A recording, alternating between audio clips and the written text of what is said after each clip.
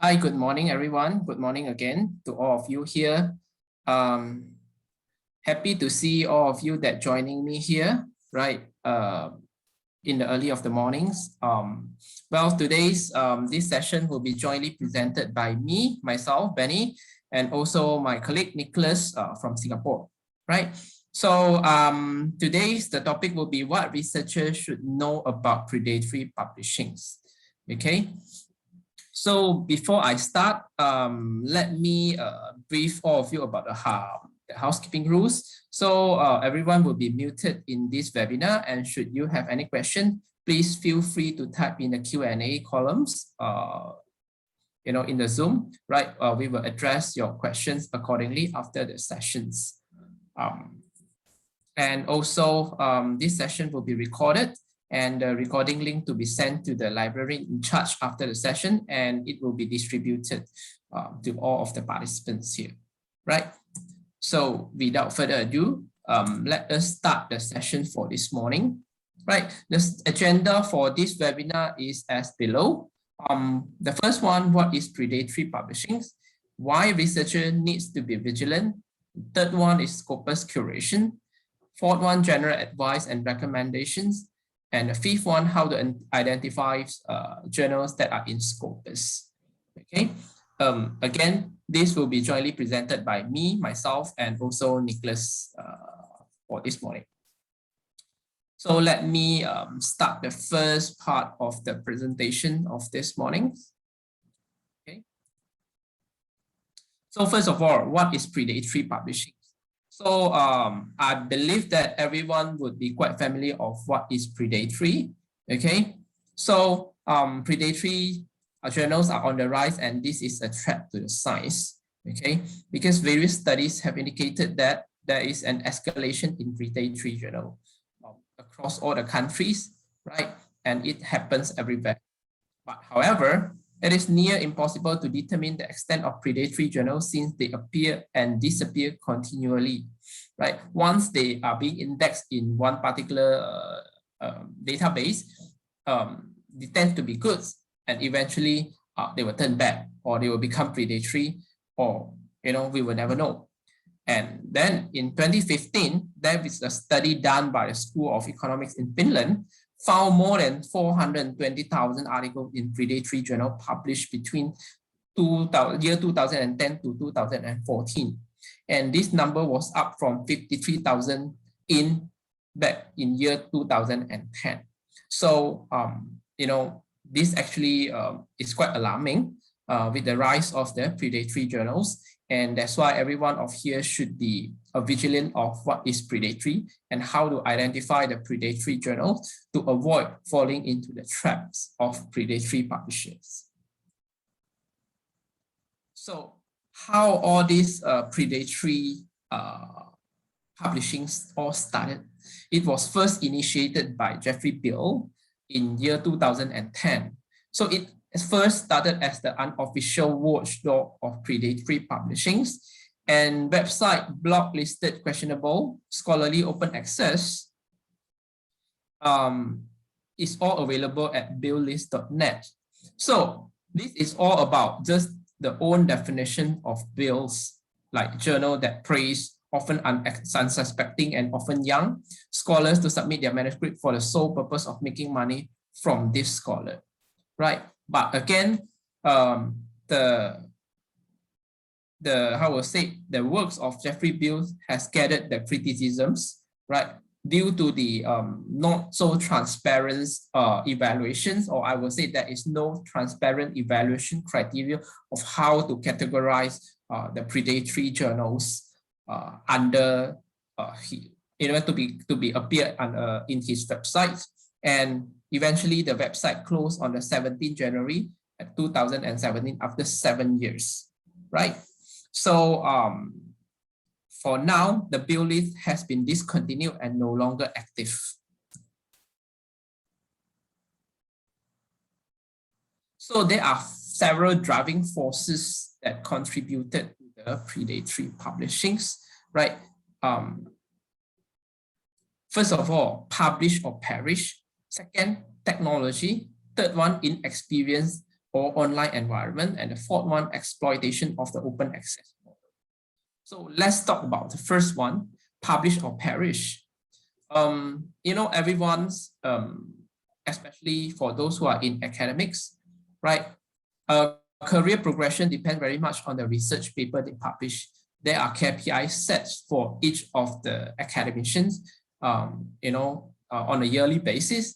And that could be one of the driving forces that contributed to the predatory publishing's developments, right? But I'm not saying anything about the KPI, but we must also aware of other criteria beside of this. So the second one is technology.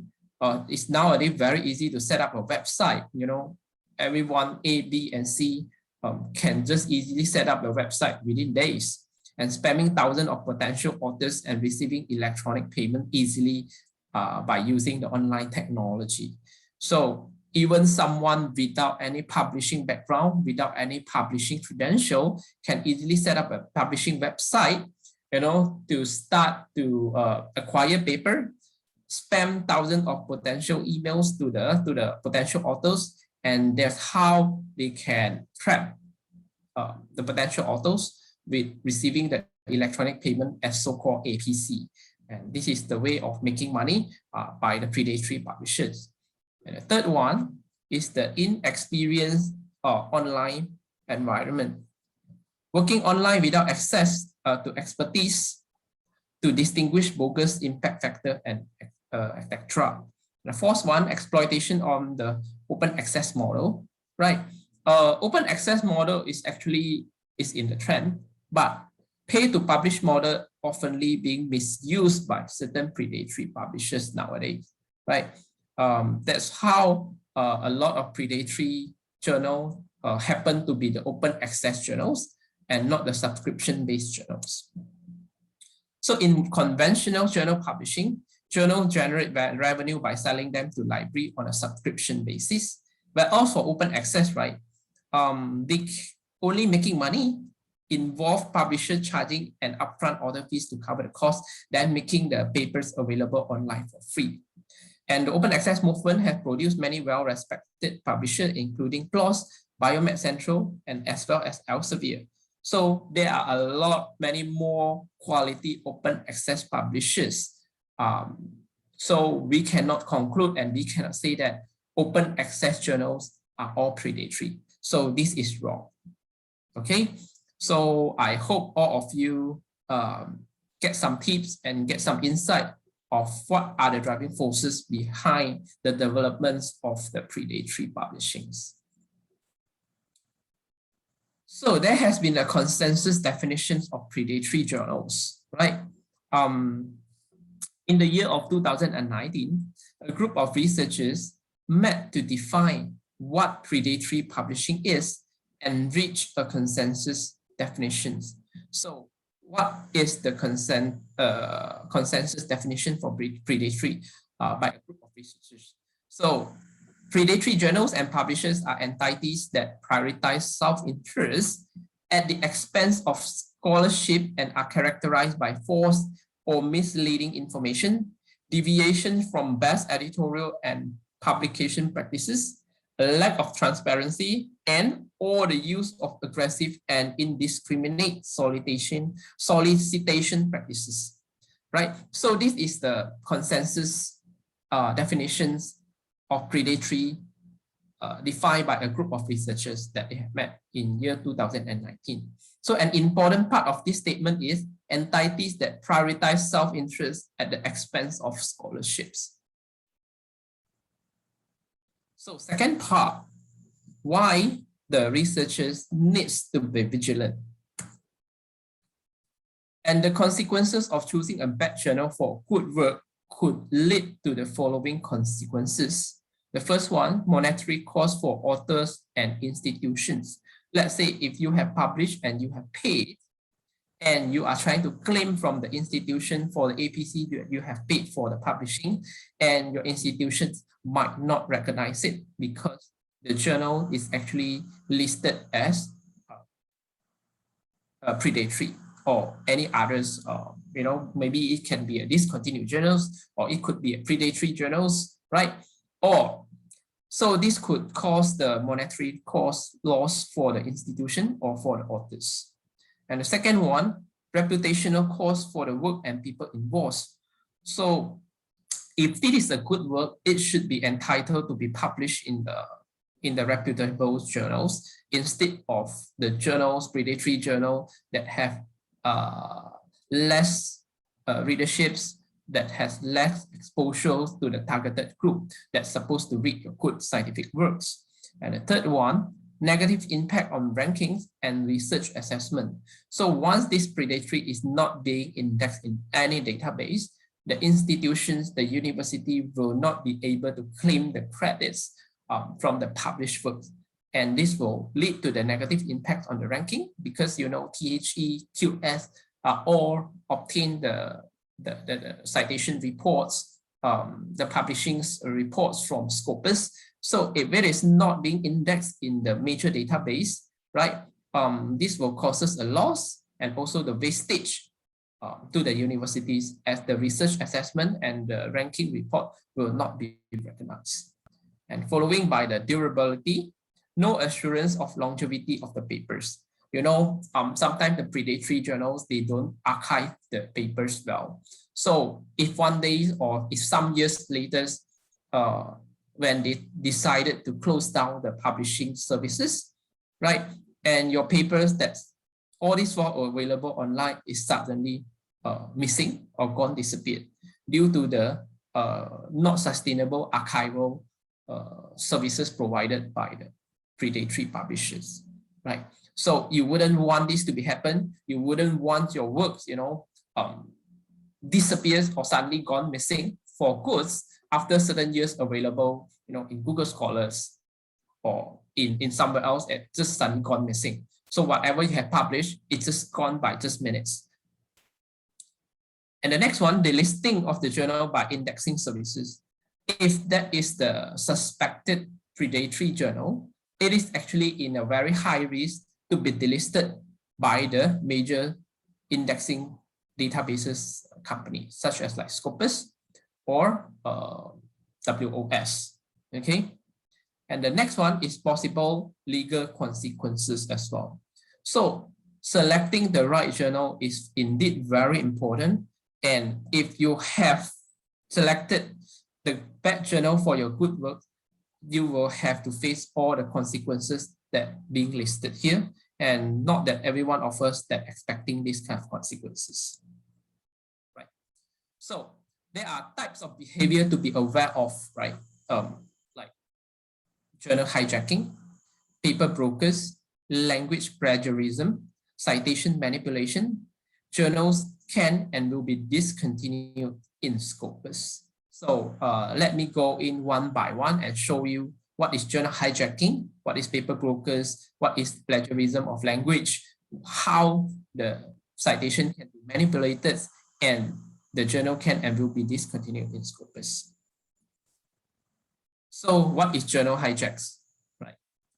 Not sure any one of you all face this, but it can be quite tricky. So that's why it's important for you to know what is the journal hijacking to prevent to fall into their trap. And this can cause a trouble for your good works that is supposed to be published in the good journals. Right? Journal hijack is the journal website and content gets hijacked by another party to take advantage of journal's brand and reputations and use it for publication malpractice. So example of the journal that has been hijacked was Transylvanian Review, Journal of Research on the Lepidoptera. Okay, so the responsibility and the consequences for this. So in most of the cases, right, the original journal is not to be blamed, and there are no consequences for the genuine journals because they has been hijacked without their knowing. Okay, and content from the fake source will be removed. That is the responsibility of Scopus to make sure that the journal are sources from authentic URLs and the coverage is complete. So this is the one example of the journal that being hijacked called Transylvanian Review. Okay. So the original journal it's genuine, right? It's not to be blamed, but unfortunately, the name of the journal has been hijacked by another fake URL to acquire for manuscript, to earn for their APC, and this causes problems to the scholar that submitted paper to this fake URL. Okay, so example number 2, journal hijacks, is the Journal of Research on the Lepidoptera. Okay, so the fake journals, making use of these journals, and the original journals, right, it has been seized, the publications, and the fake publishers making use of these journals with another ISSN and trying to hijack this and trying to acquire or trying to mask the researcher to submit the paper to this fake URL, and therefore they can get APC from making the profits. Okay, so it is always important to check the ISSN of the journal by not just looking at the name or the title of the journal, as well as to also check the URL, the homepage, the URL, and also the submission site of the journal, whether it is genuine or not.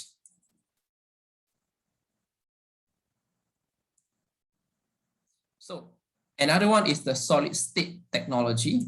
Okay, has also been being hijacked before.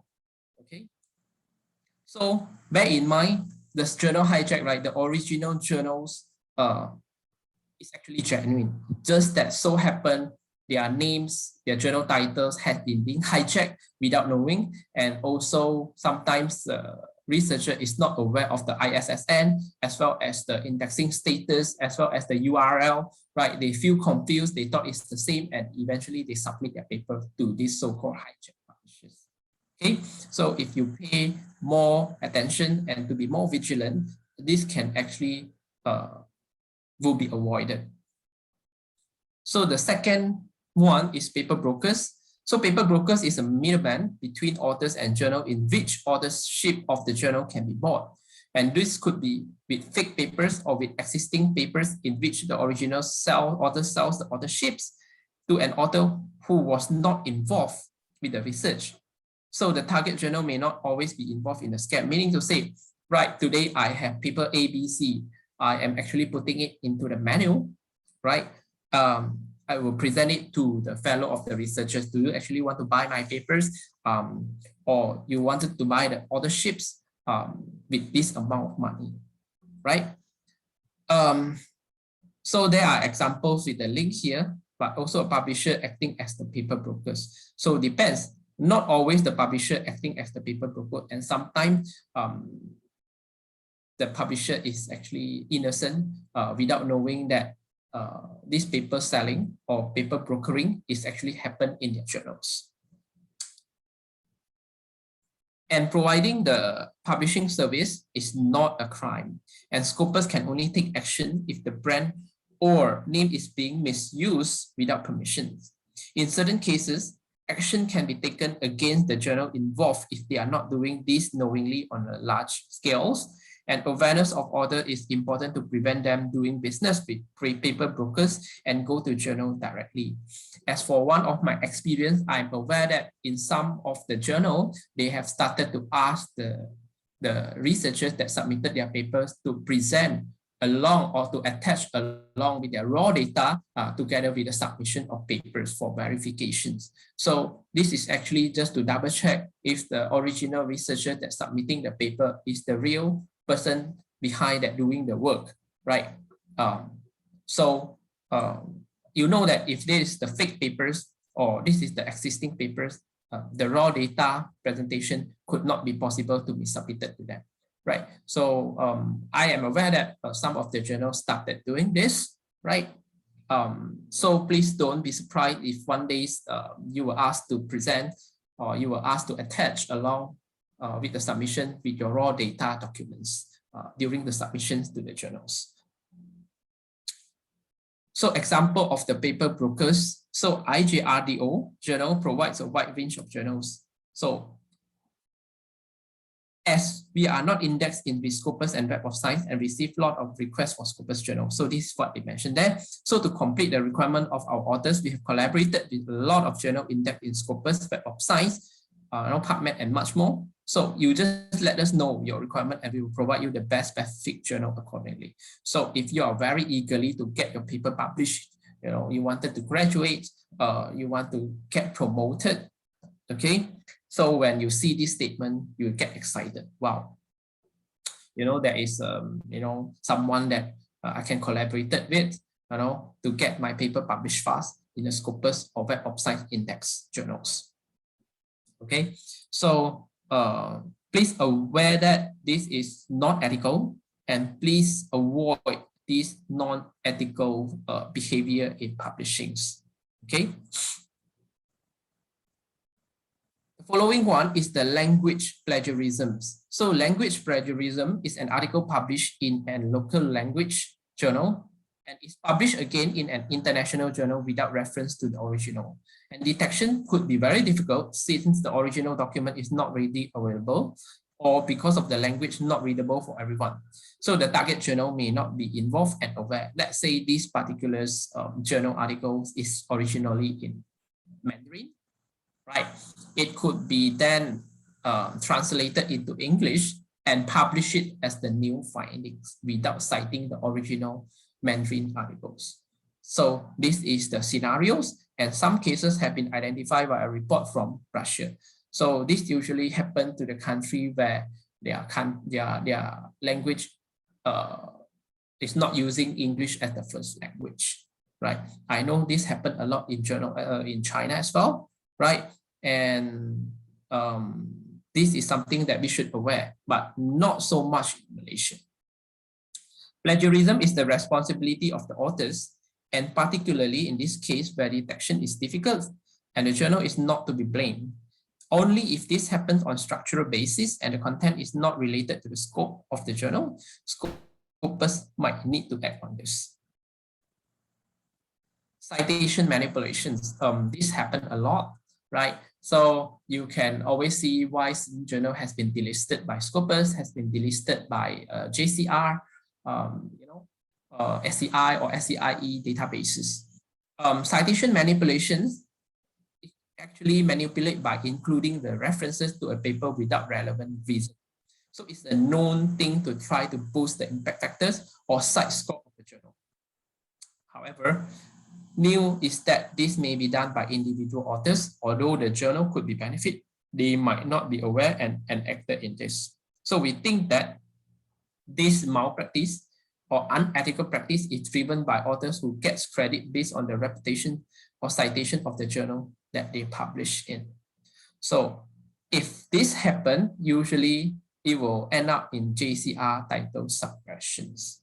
And if it is in Scopus and if it's the journal or editor is involved, this would be a reason for the re-evaluations. And Scopus will do the re-evaluation of the journal and is developing the policy around the ghost citation coming from genuine journals to be discontinued after the journals is being detected for these malpractices. Okay, so sometimes you can see this journal not a definite consequences, but right, it will always happen like from 1 year the impact factors on the site will jump up very much from the previous year. So this is something that is alarming, then we should be aware of, right? Because the citations of the journal would not jump overnight by just one fingertips.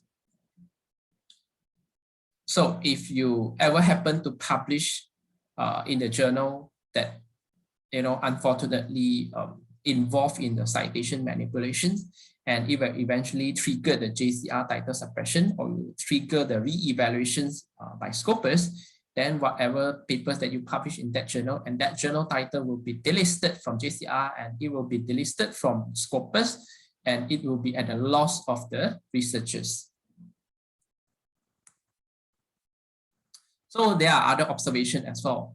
Newly accepted titles may get corrupted very quickly within the same years of acceptance, and this might be hard to detect using metric or radar, and we rely on stakeholders' feedback. And the typical phenomena observed for journal going bad are author distribution change. So suddenly that will be increased in authors from China for titles and also in competitors from country with research evaluation using Scopus WS data such as Russia, India, South Africa. So meaning to say this particular journal, all this for no problem, but in a sudden change of the author distribution, you can see certain volume and certain year and certain month, they are like more than half or more than 80% or more than 90% of the submission came from China, or more than, almost nearly 100% of the paper published came from China authors. And a large proportion of citation from the discontinued title. So this is the typical phenomena observed for journal that going to go bad, okay? And the publishers or journal using Scopus related information on the journal homepage to promote their titles. So you all should be aware of all these observations to avoid to fall into the trap of the predatory publisher or predatory journals. CSAB identity theft. Journals that are under review or evaluation for Scopus are approached by individuals who pretend to be a reviewer of the CSAB and want something from the journal. And they want to get published or they want to get money, so they can pretend that they are the reviewer of the CSAB. So this is also another observation for you all to be aware of. So the next one is on Scopus Curation. I will pass this over to my colleague, Nicholas, right, to continue for the rest of the webinar today. Over to you, Nicholas. Thanks a lot for this, Benny. Let me know when you can see my screen. Yeah, it's all good. Great, thank you. So one of the key things that Scopus has been very conscientious of is how exactly journals are actually indexed in Scopus. And I want to walk you through some of the processes that actually go about in place, because this is something of paramount importance to us. I'm sure UMT has access to Scopus, and this is also very crucial because Scopus provides institutions the visibility to improve their research excellence, as well as to facilitate better decision-making with confidence. And how we've come about is that we've come about this through 5 key pillars. We create and establish a framework for evaluation, whereabouts we provide information and data model as the bibliographic source for evaluation to assess the quality of the research output and for researchers to be able to make the best decisions. We provision publication and usage metrics, which showcases the array of data so that you're able to assess various entities to understand how metrics has been leveraged on. We also provide data so that you're able to get a global view to understand about the coverage required to understand the global research status so that you're able to make decisions without bias. And for that to happen, we need to have trusted sources of dissemination, right? And this is something I'll go about in a lot more detail because it's a representative curated data set of scholarly sources which are constantly updated to monitor the titles and to also deselect if they are predatory or they're below standards. So bearing in mind with the discussion and the topic for today is really about predatory publishing, this is something I also want to go about through in more detail. Lastly, a very key component is that Scopus also wants to be inclusive of quality local journals. And we invite journals which comply with selection criteria to apply for indexing and to provide material and capacity building to inform journal editors about best practice. So for you to understand this first, Scopus is a source-neutral database which is curated by independent subject matter experts. We have over 81 million items, and this is constantly updated on a daily basis, accrued from 7,000 publishers, and getting the data from over 25,000 serial titles and over 250,000 books. The beauty of Scopus is that users are able to leverage on the data set for a whole range of purposes, including being able to identify and to analyze which journals to read and submit to allow researchers to manage their citation counts, to decide where, what, and whom with to collaborate, to track the impact of research, to monitor global research trends, to find out what currently exists in the world of research and to determine how to differentiate research topics and to find ideas. So we talk about the trusted sources of dissemination, right? And one of the key things about Scopus' mandate and authority is that Scopus itself is actually committed to creating a representative, curated data set of scholarly content. In this case, what happens is that we want to walk you through on how journals have been selected based on journal level data and performance. At the same time, one thing that we do and track very actively is how we are able to monitor and to deselect titles which are predatory or below standards. This is something that we can do from our side on Scopus. But the one thing that Scopus cannot do is that we are unable to interfere nor to intervene with the editorial autonomy of journals itself, which means editorial decisions on the quality of individual articles and conferences is based on the editor himself. The content of articles and abstracts included in the database is also based on them. Scopus is unable to intervene when it comes to plagiarism and any other publication malpractice of individual articles, nor are we able to intervene the authorship of the paper.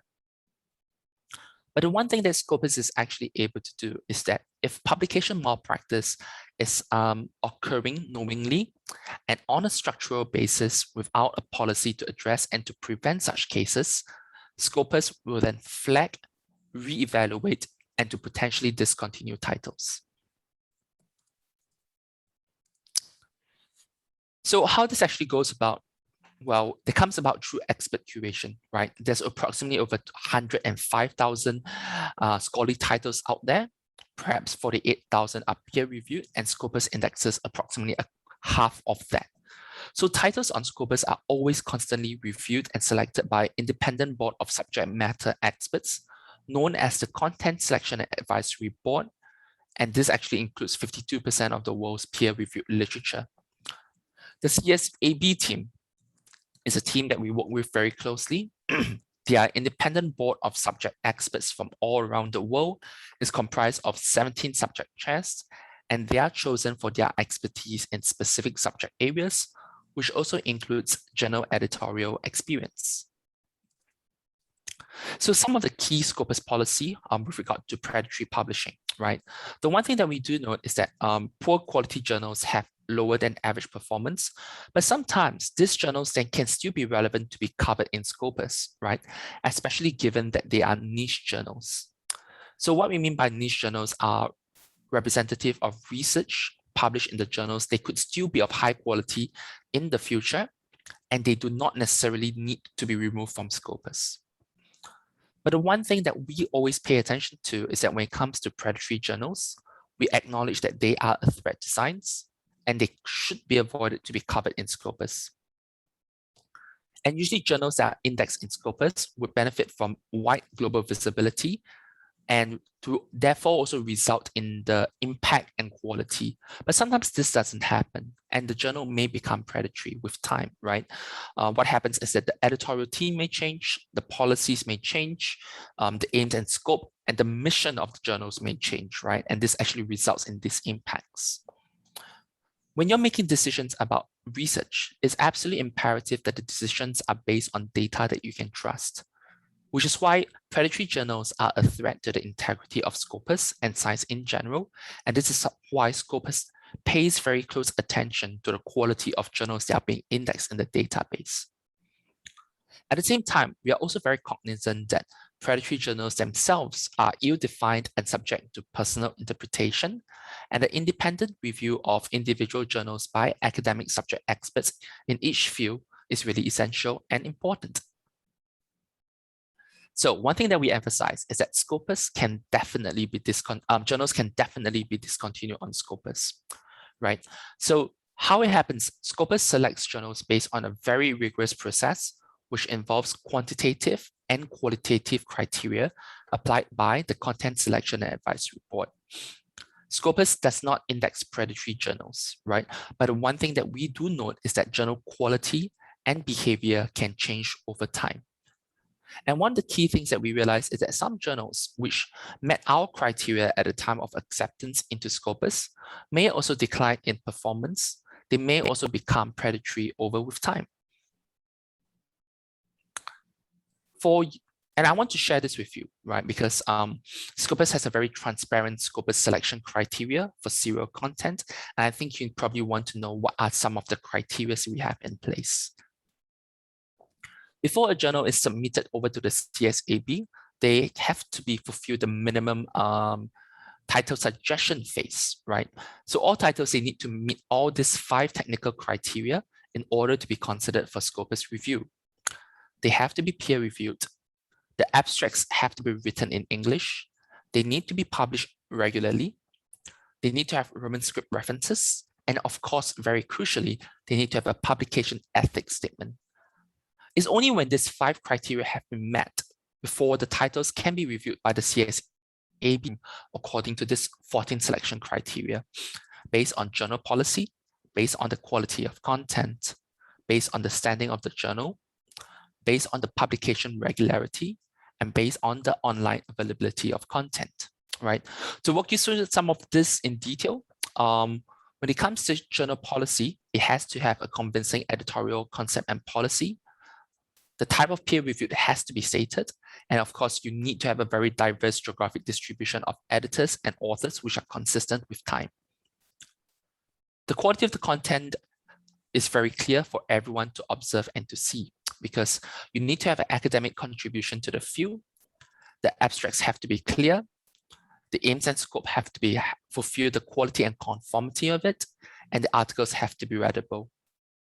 When it comes to journal standing, the editor's influence is very important. The articles have to be cited on Scopus. The journal itself have to be published regularly, and it needs to be available online in the English language journal homepage, where the quality of it is clear. I'll give you some examples later so that you'll be able to see exactly what it is that I'm talking about. So what Scopus has done to address ethical issues with journals, right?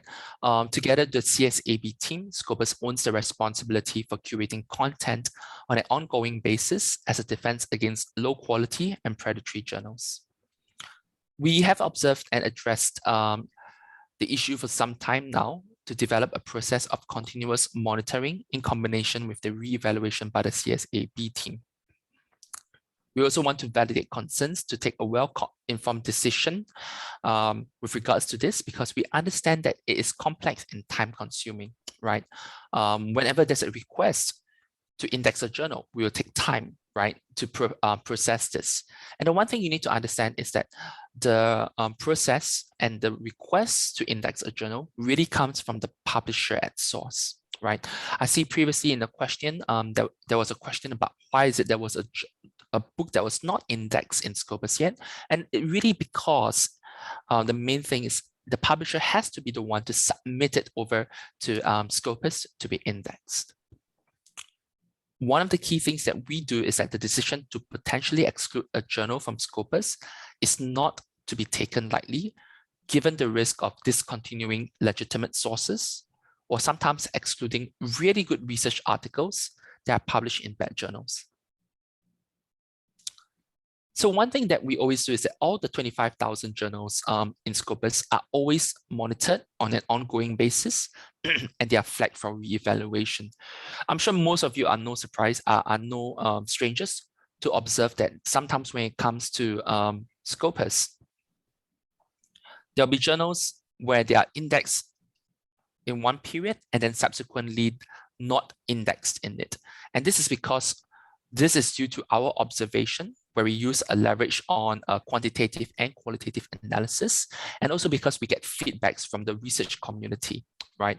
And sometimes there are stakeholders' publication concerns about the publishing standards or the publication ethics of the journal or the publisher, which are being investigated. We leverage on metrics and benchmarking for publication output, citation impact, and self-citations. And we use this to identify journals which are underperforming compared to peer journals within their field.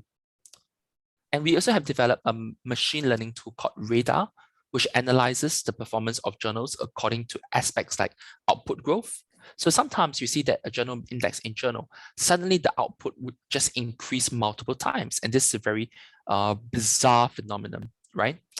We also observe that there will be changes in the author affiliation in terms of the citation behavior to track outlier performance. And during this review, the CSAB can indicate whether or not any accepted title should be evaluated again in the future.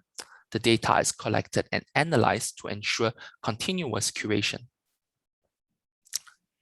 So something you should probably want to know is that Scopus constantly monitor titles based on publication concerns, performance issues, as well as to continuously curate it. If there are any concerns, this is then flagged to the Content Selection Advisory Board, who would then conduct an in-depth reevaluation. I thought this data might be very interesting to you. So over the past 5 years, from 2016 to 2020, we've reevaluated almost 1,000 titles, right? And we can see that perhaps up to 400 were publication concerns, of which 67% were discontinued. 332 underperformed, of which 50% were discontinued. 190 had outlier performance, and we discontinued about 55% of them. And 105 were slated to be curated continuously.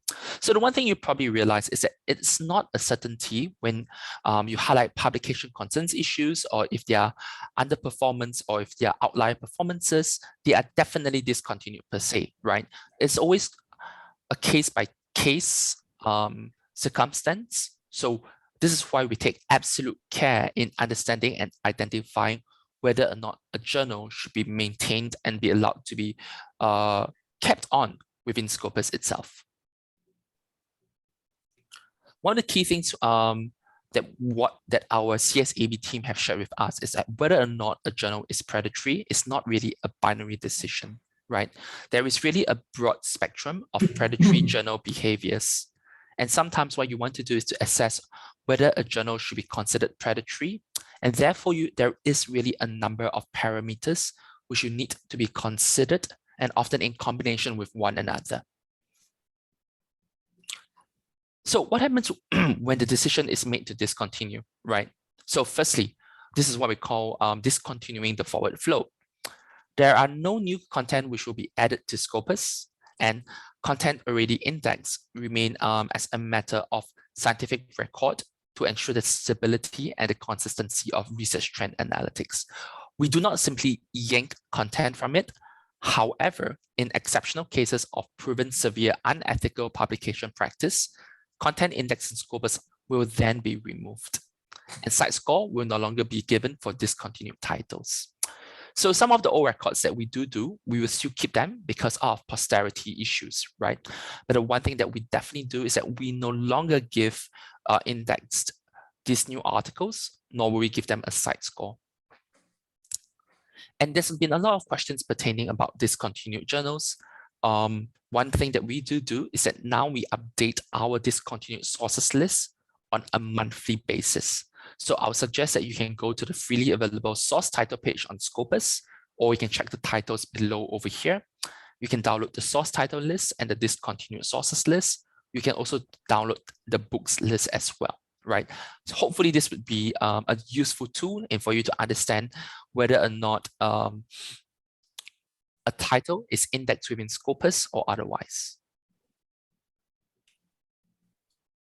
So one of the examples that we can show you is that this is a discontinued title, which is the International Journal of Civil Engineering and Technology, the IJCET.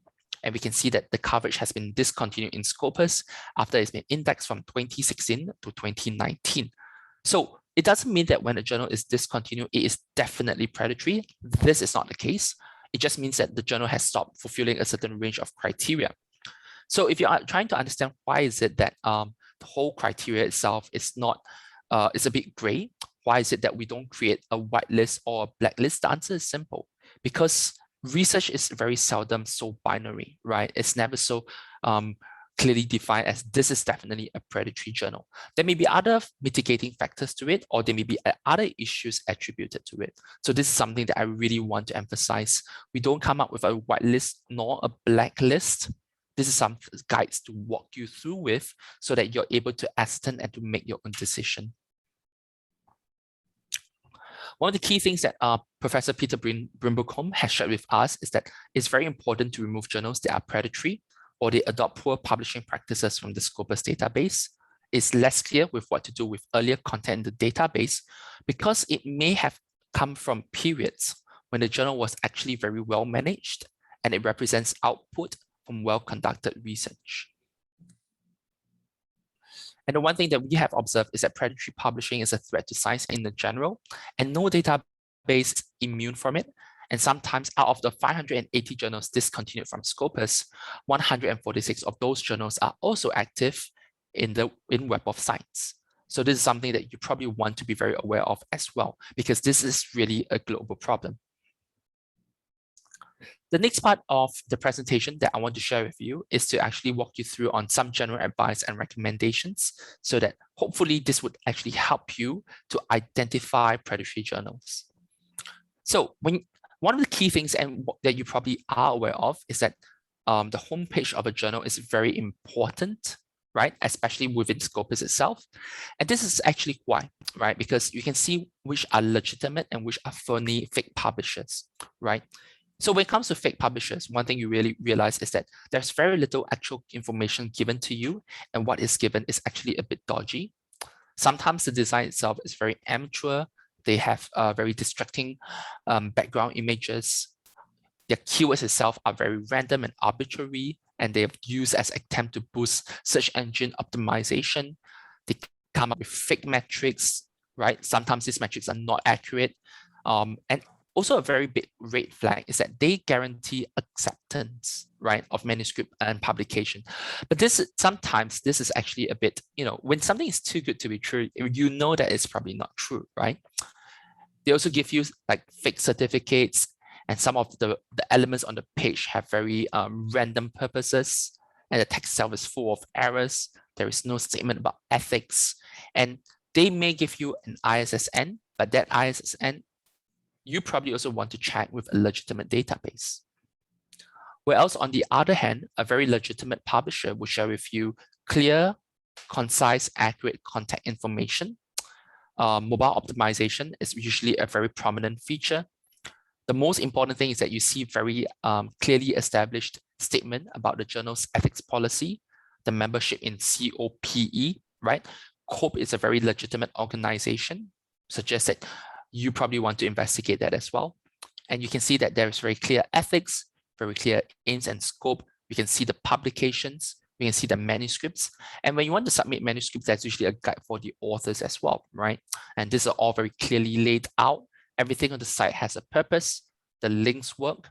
The journal website is hosted by a reputable publisher or technology partner. And you can see industry level metrics. So some of the red flags that we talk about, right, we'll be talking about, like, say, fake impact factors, incorrect addresses, misrepresentations of the editorial board, fake claims about indexing or membership of associations, and very misleading claims about the peer review. We all know the peer review process is a very long, tedious process. Sometimes there'll be publishers who want to prey on this, and they say that we'll get you indexed within a week. And we all know that a peer review never takes a week to complete, right? It's almost impossible due to the level in terms of detail to double check, triple check the work to ascertain it. And this is something very, very crucial, right? If someone promises you to be indexed within a week, you know that journal is possibly fake. Fake journals and predatory publishers would deviate from best editorial and publication practices. There is an absolute lack in transparency. When there's no information about how editorial decisions are made, they will ask you for a fee upfront, and they promise you that you'll be indexed. No legitimate publisher will promise you that you pay a fee upfront and your work will definitely be published on the index database. No publisher can promise that, right? Because at the end of the day, it still boils down to the quality of the research work that's being generated and published. That is the most important part. And sometimes some other very big red flags would include very aggressive, indiscriminate solicitation for the journal article to be indexed as well. These are some of the key things that we probably can notice. So one of the key things that we encourage researchers to do is that you should take and to heed due diligence in planning your research, right? Some of the key things will be think, check, and submit, which is a cross-industry initiative led by DOAJ, ISSN, LIBR, STM, UKSG, and other individual publishers. And it's a very good example of how serious publishers are taking the issue of predatory publishing and how we are collaborating to address the issue. The Think, Check, and Submit provides simple guidelines for you to assess a journal before you can submit it. And these guidelines also apply to readers looking for means to identify trusted sources. So this is really the Scopus source list. I will encourage you to download the Scopus source list to identify which journals are currently still active in Scopus and which are discontinued. And the other thing here that I want to run you through really is to talk you through on how you can find good journals to get your work to be published in. And this is a multi-pronged approach and a multi-step approach, right? And I think it's really crucial. Sometimes you can ask your colleagues and your peers, for the recommendations that you may have, right? Sometimes you can get insights from a supervisor, a mentor, and authors that you're reading from to see which works they are currently publishing in. And sometimes you can also maybe even book a consultation with your local librarian, because the librarians themselves are guardians of knowledge. They know their stuff. They will be able to guide and to help you as well. A very good guide is to look at where the articles that you have cited are actually published in, right? Because if you're reading sources and works which you think are good, they very possibly may be a good point for you to also be published in, right? You may also want to observe the journals that are referenced in the bibliography of key papers within your subject field. And you may also want to search for authors in your field to discover where exactly it is that they are publishing in. So I will always encourage you to begin with the end in mind, right? What is your objective? Of course, everyone wants to be published, right? But the most important thing is there are some steps to consider. Firstly, the journal you're submitting to, what is your manuscript format that you're looking to publish in? Is it an original research article? Is it a conference proceeding? Or is it actually a review paper?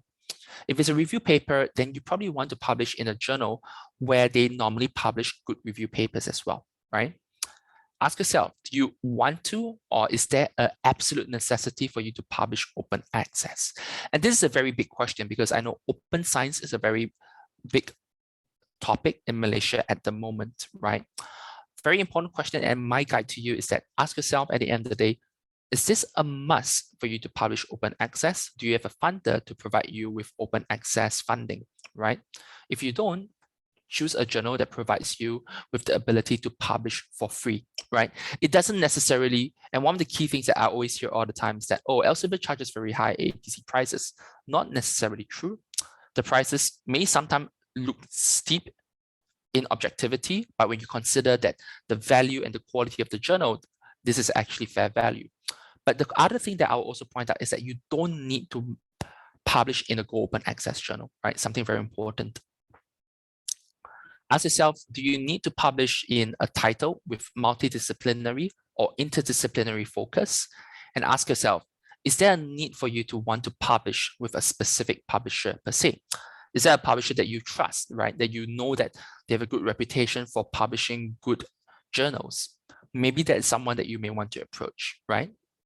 And you also want to ask yourself, are you publishing research data or other outputs alongside the article itself?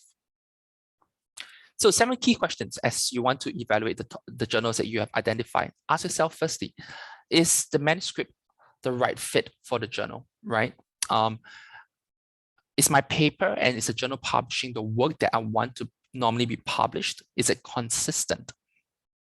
Are there any other funder or institutional mandates that I want to consider? Is the journal visible in the communities that I want to reach out to? So this is something that I've met multiple editors before, and I asked them, which of the journals do you like to read, right? Very simple. They want to read journals that their entire research communities are reading so that they are constantly kept abreast, and there is a strong sense of resonance within the communities as well, so they may know what are the key topics in your research area, right? At the same time, you also want to make sure that there is a very reasonable chance of acceptance. You Sure, you can always aim high, but aiming high might not necessarily get you indexed all the time. You need to be very, very objective and reasonable with yourself and ask yourself, which journals gives me the best chance for my work to be indexed, right? You need to ask yourself all these questions. What do the journal metrics reveal to me? And is the journal itself reputable? And does it practice robust peer review? So some of the key things I want to walk you through these 7 key steps in more detail first, so that you can take the proper care to make sure that your work is indexed, and so that you also don't fall prey to predatory publishing. Is the manuscript the right fit for the journal, right? Research the aims and scope of the journal itself, and this can be found on the journal website, and more details can be available in the journal author guidelines. Over at Elsevier, we provide very strong, very clear author guidelines so that we can help you and guide you along the way. This is something that we do. And another thing that you can do is to take a look at recent articles so that you're able to gauge the information to assess whether or not your paper is a good fit. Don't just submit without checking the journal's aims and scope. And a key reason editors sometimes reject manuscripts is because the paper is a poor fit for the journal itself. So investigate the journal to discover the subject areas that are being covered, the type of articles to be considered, the disciplines in it, whether or not supplementary files are welcome, and whether or not it has a regional or a global reach. And we know that there's more types of articles that have come up over time, right? So now we are able to select titles that publish components of the study as a standalone articles or to create video articles. There are 3D visualizations of your scientific models. And sometimes there are journals that publish sound rather than novel science, or titles that accept submissions for all disciplines, or focus on those with a multidisciplinary or interdisciplinary approach. We talk about funder and institutional mandates, and you want to make sure that the journal aligns with the funder or the institutional requirements regarding publication. And the journal information page on established journals, they will explain options around open access, data publications, and the use of identifiers. And publisher websites will also often provide information on how to comply with specific funding body mandates. So don't forget to investigate institutional or funder requirements regarding publication, and the failure to comply to do so could jeopardize potential future funding or collaboration opportunities. So what I talk about with regards to the journal being read in communities I want to reach out to, always track the journal's aim and scope for information on readership. In the case of Elsevier, selected journals would display a map showing where and how often the journal content has been downloaded. And these maps are accessible via the journal insights within the journal information page. You also want to check whether or not colleagues and mentors read and recommend the journal. Find out if the journal's papers are indexed in databases that are relevant to your subject area, like PubMed in the case of life science and biomedical research.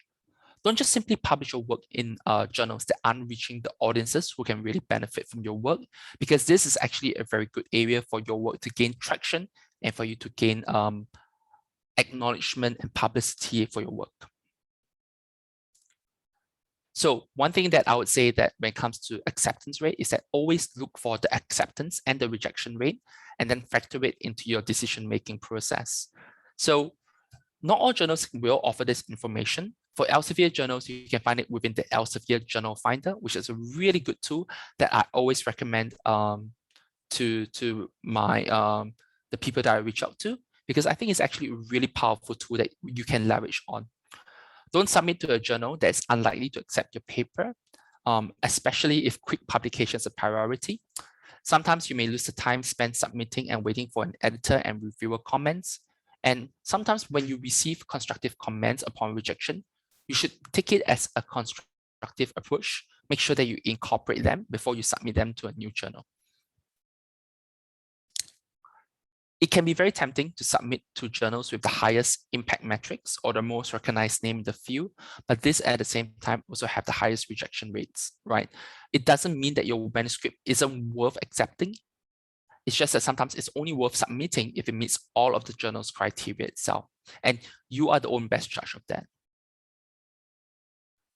So make sure that you're always checking for the journal in a scholarly database that has a very rigorous selection process like Scopus or Web of Science. And don't just rely solely on the claims, on the journal's claim that they are listed in these databases, right? Because they can probably lie. Predatory journals often make false claims. And ask yourself, is the journal itself indexed by relevant databases, right? You want to see if they're listed in tools and database. You want to check whether or not the journal is listed in the database with a very thorough journal review process. And all journals listed in Scopus are reviewed by the Content Selection Advisory Board. And these are the 14 processes that I walked through with you earlier in the case. When it comes to journal quality, ask yourself what the metrics really showcase to you. Do a search within an abstract and citation database and Scopus so that you're able to compare journals based on several citation metrics.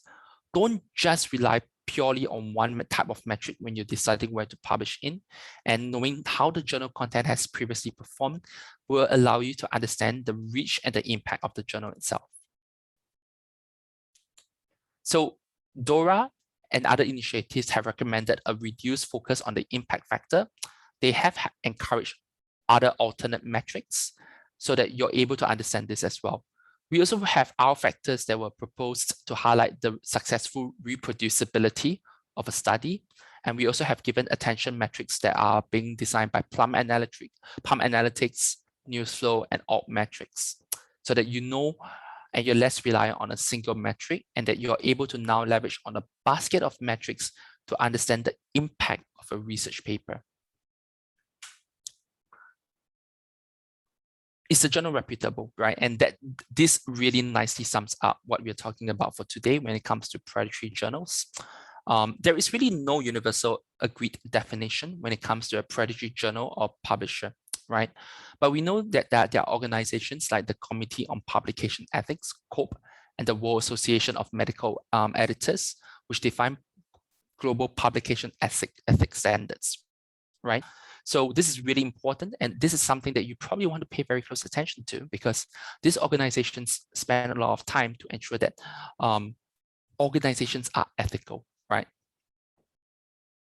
So you wouldn't want to ignore the warning signs of a predatory journal, and they include one of the few key behaviors: when they actively and aggressively solicit submissions, often for a fee; when there is a call for paper emails containing spelling and grammatical errors; when they have a short publication history with only 4 issues or less, even though the journals has existed for several years; and if the scope itself is very broad or the content published do not match the aims and scope of the journal; and if it offers very rapid publication, for instance, within 48 hours. Benny has spoken to you about how publishing in a predatory journal can have negative consequences. When your article is not perceived as meeting a quality standard because it lacks peer review, when APCs provided by your funder or institution are lost, and this may impact future grant or career progression opportunities, and the reach of your work could be limited if the journal itself is not indexed in leading databases. Use this checklist to ask yourself if a journal is reputable, right? And if you have any doubts, check with a librarian, because they are the ones who know this the best. Is the journal listed in the relevant journal finder tools? Is it enrolled in COPE? Can you tell who owns the journal? Is the journal published by a well-known reputable society, academic press, or publishing house? Do you know who the editors and the editorial board members are? Do they perform types of peer review? Are the APCs and the timing of the fees clear? So when you say timing of the fees, right, is that it doesn't mean that if you're paying for a journal to be published, it definitely is a predatory journal.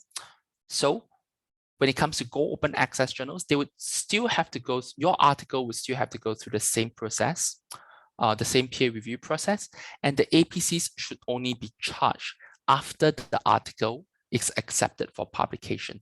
This is a very big thing, which is why I'm trying to emphasize on the timing of fees, right? And ask yourself if the publisher provides details about open access licenses and any other associated conditions. Most reputable publishers would enroll their journals in COPE, and this is usually visible on the publisher website. And once again, check the address and the contact details of the publisher to make sure they're plausible. There are no fake phone numbers or very weird residential addresses. Make sure the editor and the publisher are if the same person, because they cannot be the same person, right? The editor and the publisher are two different entities, but at the same time, it doesn't necessarily mean that the journal is suspect, but this is something that you want to pay close attention to. And if you're not familiar with the editor or the members of the editorial board, make sure that they actually exist. Check the bios on the institution or the personal websites if they mention their editorial role within the journal itself. We talk about how peer review is regarded as a cornerstone of scholarly publishing, and this is an important stamp of approval for published manuscript. If a journal submission to a publication time is measured in hours or days, and the APC is payable upfront, then the journal is unlikely to offer robust peer review, right? A very established journal is open about peer review process, describing whether or not it's single, double-blind, pre or post-publication, etc. And find out what the APCs are typical of by checking the publisher's pricing information, because they should share this with you. If there is a request to pay upfront, be very cautious, because reputable open access journals only invoice if an article is accepted for publication. And this is something that you can find out more of, and many publishers offer one or more of the licenses, which are developed by the nonprofit organizational Creative Commons, and they're usually recognized by the prefix CC BY. We have more information for you over here. We have some statements by the Scopus and the CSAB in terms of the importance of high quality content. There is a webinar on the importance of high quality content and Scopus indexing. There is another information on Scopus evaluation, the Scopus source list, the consensus definition of predatory journals, as well as the code principles of transparency and best practice. So yes, I think that there's been quite a fair bit of questions, and I think this is the part where Benny and myself would like to address it.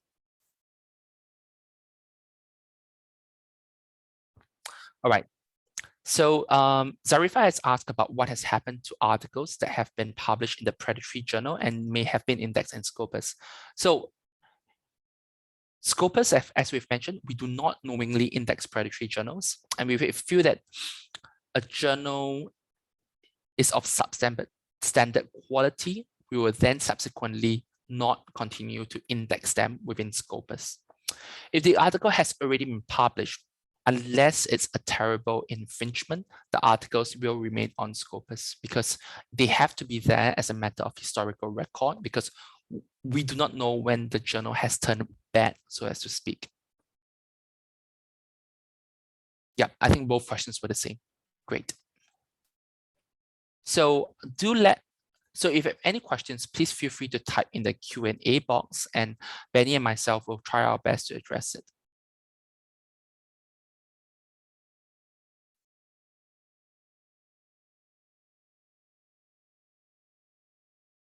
Yes, there's been questions about with regards to journal hijacking, and this is something that we always encourage you to do so.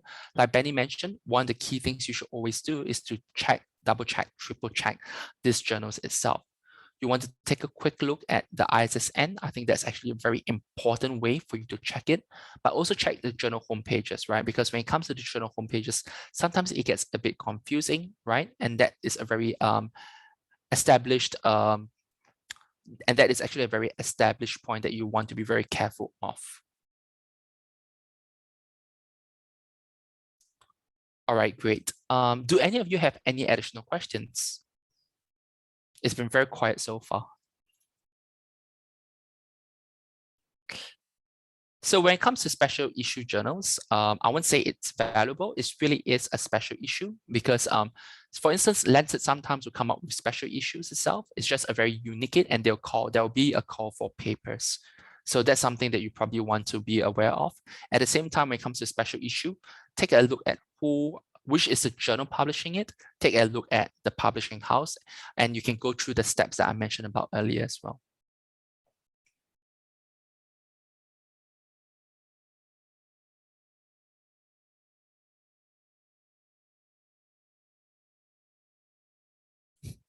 Do we have any additional questions?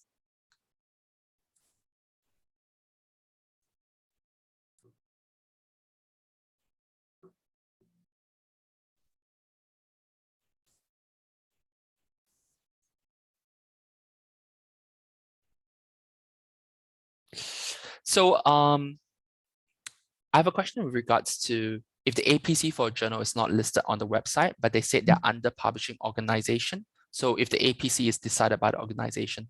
So this is actually really a lot of factors to consider, right? The APC for a journal should be listed on the website. It has to be clear because when it comes to monetary issues like this, you want to be clear and above board, right?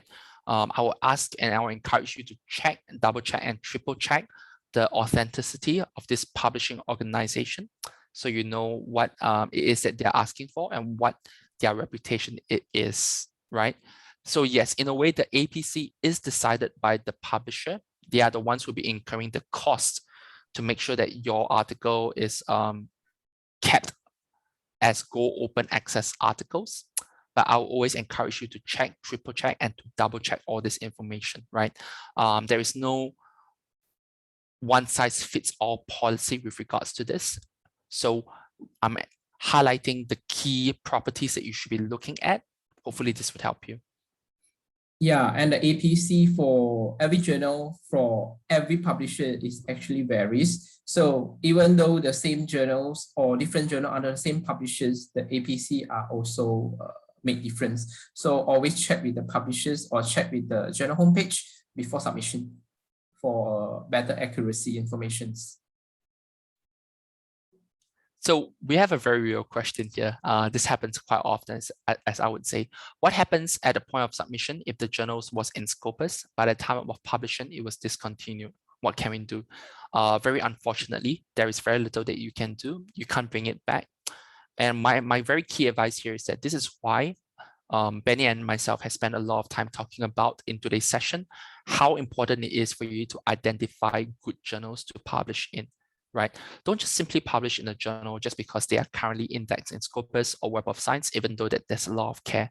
The thing is, and one thing that we have observed right now is that there are a lot of people who are preying on the fact that there are journals indexed in Scopus and Web of Science, right? And they are leveraging on this, and journals may go bad. And I think the most and the best example and the best way you can protect yourself from doing this is to always make sure that you're publishing in high quality journals, right?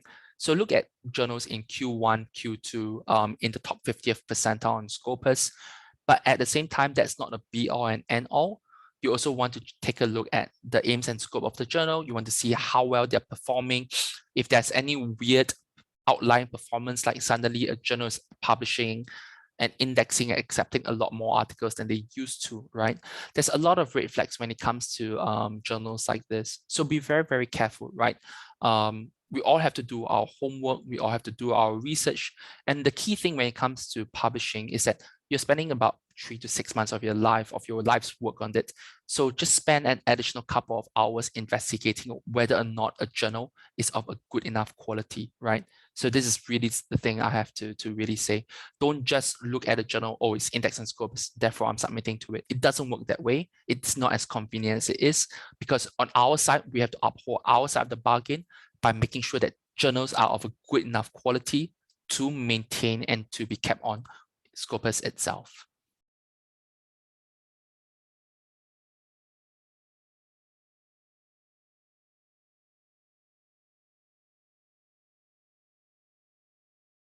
Yes, you can use SciMargo to check the quota of the journals in Scopus. I would say that in Scopus itself, we give a whole range of metrics, right? We give site score, we give SNP, and we give SciMargo itself. Just go to Scopus itself. You'll be able to see all these data clearly for you as well. So if you want to see the SciMargo in terms of the quota of journal in Scopus, you can definitely do that. But if you want to do at SciMargo quartile, then go to the SciMargo website, right?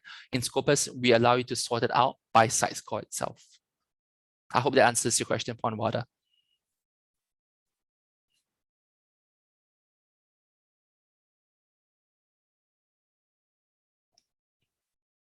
Okay, great. Maybe we can take one last question that will be coming in. So don't be shy. Like Benny and I are here to help you. Feel free to ask any tough questions we have, and we'll definitely do our best to try and assist you in the way we can.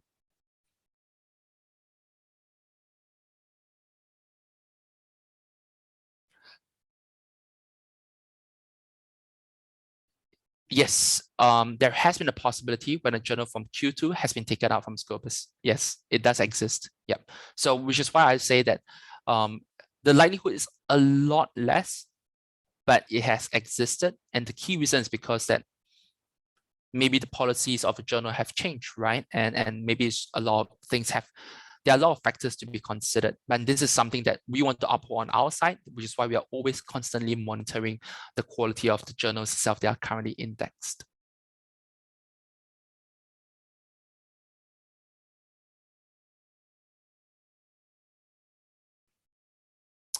Okay, in the meantime, thank you so much for joining the session. Benny and I are very happy to have you here with us. There's about 110 of you. I think it's an absolutely great number. So we actually have a feedback form that you can take a look at, and you can join the link here, and you can redeem the certificate code with the code that you have here as well. What I will do is that I'll actually copy and paste this for you for your convenience, so that you can probably just access it by clicking it on the chat box itself. So I'm going to select this and send it over to you.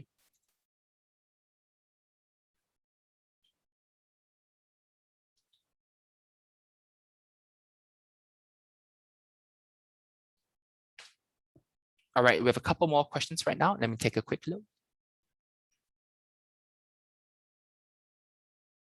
I would say predatory journals occur anywhere, right?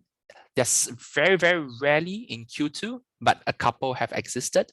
They are primarily in Q3 and Q4, so as to speak.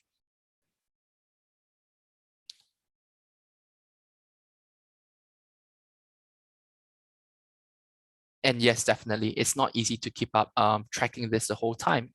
Definitely, it's not easy because people are always on the hunt for opportunities, so as to speak, and predatory journal publishers are definitely guilty of that. And that is why everyone has to step up their game now to make sure that this form of exploitation is not to be condoned.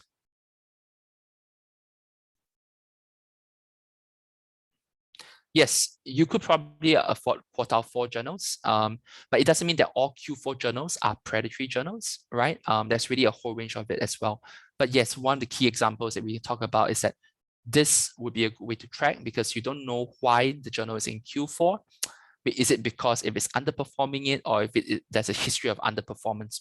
We are not always 100% certain, and it always varies from journal to journal. And like I mentioned, there's some journals which are absolutely niche journals where the topics are currently not in trend, but they possibly will be in the future, right? You never know. So there are some key factors that we do consider as well.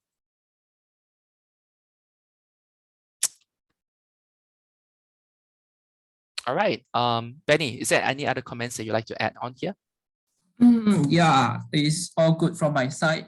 But before the closing of this webinar, let me say a few words that I would like to thank the library of UMT that jointly organized this webinar. Right, thank you very much for all the hard works. If you have not done the feedback form, please fill in your feedback form, and you can get the certificate by keying in the code as showing in this slide. Yeah. And also thank you, Nicholas, for joining me in this presentation this morning. Thank you, everyone. Not at all, Benny. Thank you so much for having me. Do stay safe and take care. I'll see you all soon.